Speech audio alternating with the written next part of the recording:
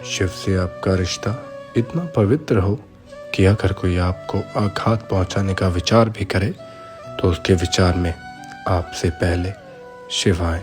और ऐसे पवित्र रिश्ते के लिए केवल एक चीज चाहिए, वो है पूर्ण समर्पण शिव के प्रति।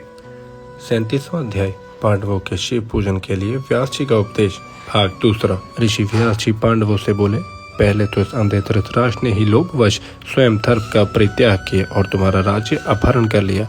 यद्यपि उनके लिए तो तुम और कौरव पुत्र ही थे और पिता के मरने पर महात्माओं को पुत्रों पर दया ही करनी चाहिए। तथापि उसने पुत्र दुर्योधन को अनर्थ से मना नहीं किया।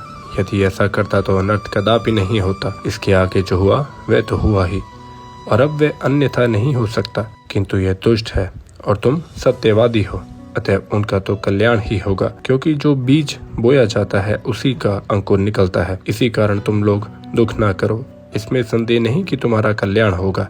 इस प्रकार जब व्यास जी ने युधिष्ठिर आदि पांडवों को प्रसन्न किया तो पांडवों ने कहा, हे नाथ, यह तो आपने सत्य ही कहा, क्योंकि वह दुरात्मा तो हमको यहाँ वन में भी निरंतर कष्ट ही पहुँचाना चाहता है। फिर भी हे विभो, मेरे अशुभ को नष्ट करो और शुभ दान दो। पहले श्री कृष्ण ने भी यही कहा था कि तुम लोगों को शंकर जी की आराधना करनी चाहिए, जिसमें हमने प्रमाद किया। अतः अब आप हमें उस मार्ग का उपदेश कीजिए। तब पांडवों के इन वचनों को सुनकर व्यास जी बहुत प्रसन्न हुए और उन्होंने शिव जी के चरण कमलों का स्मरण कर कहा, हे धर्म बुद्ध पांडवों, श्री कृष्ण जी का कहना सत्य था। मैं स्वयं भी शिव जी का आराधक हूँ। तुम लोग बड़े प्रेम से शिव जी का सेवन करो, इससे तुमको अतुल सुख की प्राप्ति होगी।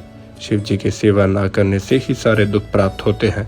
पश्चात उन 5 पांडवों में अर्जुन को योग्य जान व्यास जी ने शिव जी की आराधना के लिए उसे इंद्र संबंधिनी विद्या का उपदेश कर पार्थिव पूजन का विधान बताया। अर्जुन इंद्रकील पर्वत के निकट गंगा जी के तट पर तप करने चले गए। पश्चात व्यास जी सब पांडवों में श्रेष्ठ युधिष्ठिर से बोले, हे युधिष्ठिर, तुम सर्वदा धर्म में ही स्थित रहना, इससे निस्संदेह तुम्हें सर्वश्रेष्ठ सिद्धि प्राप्त होगी।